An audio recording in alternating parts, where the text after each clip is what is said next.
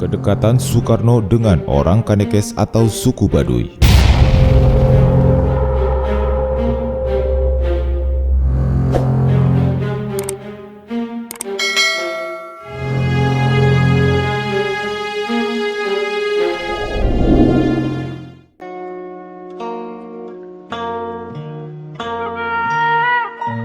Orang Kanekes atau lebih kita kenal dengan sebutan suku Baduy merupakan kelompok etnis masyarakat adat suku Sunda di wilayah pedalaman Kabupaten Lebak, Provinsi Banten.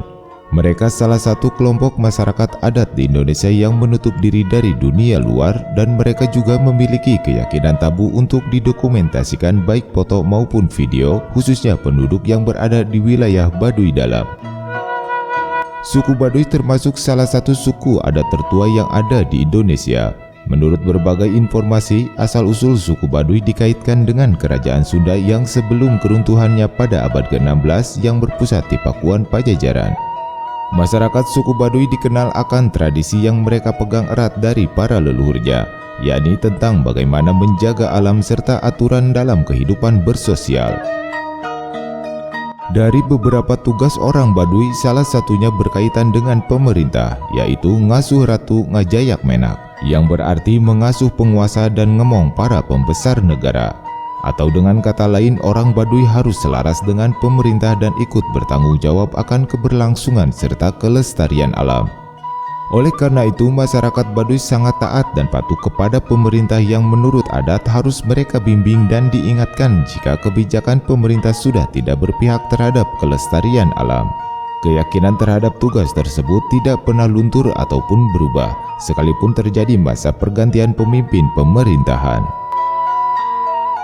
Dengan demikian, hubungan warga Baduy dengan pemerintah daerah dan pusat selalu terjaga dengan baik. Sebagai wujud dari hubungan baik itu, masyarakat Baduy memiliki tradisi seba, yaitu upacara adat tahunan menghadap pemerintah daerah Lebak dan Banten dengan berjalan kaki untuk mempersembahkan hasil bumi sebagai bakti mereka terhadap pemerintah. Ketaatan dan kepatuhan terhadap pemerintah menjadikan warga Baduy sebagai salah satu suku adat yang dikenal dekat dan memiliki hubungan khusus dengan para pemimpin dan tokoh besar bangsa Indonesia dari zaman dahulu hingga sekarang. Salah satu dari sekian banyak tokoh tersebut yang memiliki hubungan khusus dengan warga Baduy, yaitu Insinyur Soekarno, Presiden pertama Indonesia. Suku adat Baduy dikabarkan memiliki hubungan khusus dengan sang proklamator, terlebih ketika pada beberapa kesempatan keduanya bertemu secara langsung. Pertemuan tersebut tercatat terjadi beberapa kali, diantaranya pada tahun 1950, Presiden Soekarno menerima kedatangan dua orang Baduy di Istana Negara, dan di tahun berikutnya 1951, dalam kunjungan kedua kalinya ke Banten, Soekarno juga bertemu dengan utusan masyarakat Baduy. Kemudian pada Juli 1954, utusan suku Baduy yang bernama Saltiwin dan Darjeni balik berkunjung ke Istana Bogor dan mereka diterima dengan baik oleh Bung Karno. Orang Baduy dengan Presiden Soekarno pada masa itu seakan-akan memiliki kedekatan emosional dan hubungan baik layaknya sahabat. Hal tersebut tergambarkan ketika kunjungan Bung Karno pada tahun 1957 ke Rangkas Bitung, Banten. Dalam sela-sela pidatonya di atas mimbar, Bung Karno menyampaikan perasaannya yang setelah lebih dari 7 tahun tidak bertemu masyarakat Rangkas Bitung, Bung Karno merasa sono atau kangen. Begitu pula respon dari warga yang hadir pada saat itu, mereka menyampaikan dengan penuh sukacita hal serupa terhadap Bung Karno. Namun sebelum menyampaikan pidato dalam kunjungan di alun-alun Rangkas Bitung tersebut, ternyata Bung Karno terlebih dahulu menemui utusan dari masyarakat Baduy sebanyak kurang lebih 7 orang. Seraya melepas rasa rindunya, Bung Karno pun menyampaikan rasa hormat dan titip salam kepada saudara-saudara lainnya di Baduy yang tidak dapat hadir dalam kesempatan tersebut. Dari beberapa kali pertemuan dan hubungan baik antara Bung Karno dan masyarakat Baduy menjadikan Soekarno sebagai presiden yang paling dikenal oleh masyarakat Baduy. Meski adanya pergantian presiden pada saat itu, masyarakat Baduy tetap menempatkan Soekarno sebagai presiden kebanggaan warganya. Sehingga pada saat itu warga Baduy memiliki candaan atau guyonan soal Presiden Indonesia. Presiden kami Soekarno, kalau yang lain hanya penggantinya saja.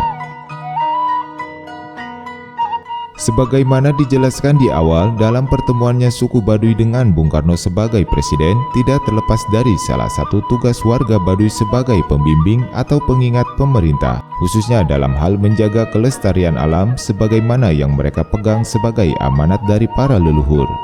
Dan menurut beberapa sumber, setiap langkah baik dari Bung Karno selalu didukung penuh oleh para puun atau pemimpin suku Baduy dengan mendoakan dan memberikan wejangan kepada Bung Karno. Bung Karno yang dikenal sebagai sosok yang tegas dan pemberani, di balik itu beliau pun dikenal juga akan kemampuannya dalam hal ilmu kanuragan. Hal ini tentu saja sudah tidak asing lagi bagi mereka para pecinta ilmu mistis. Pasalnya Soekarno memiliki ilmu kesaktian yang mumpuni dan banyak memiliki pusaka-pusaka yang sakti yang sampai saat ini menjadi buah bibir di kalangan para supranatural.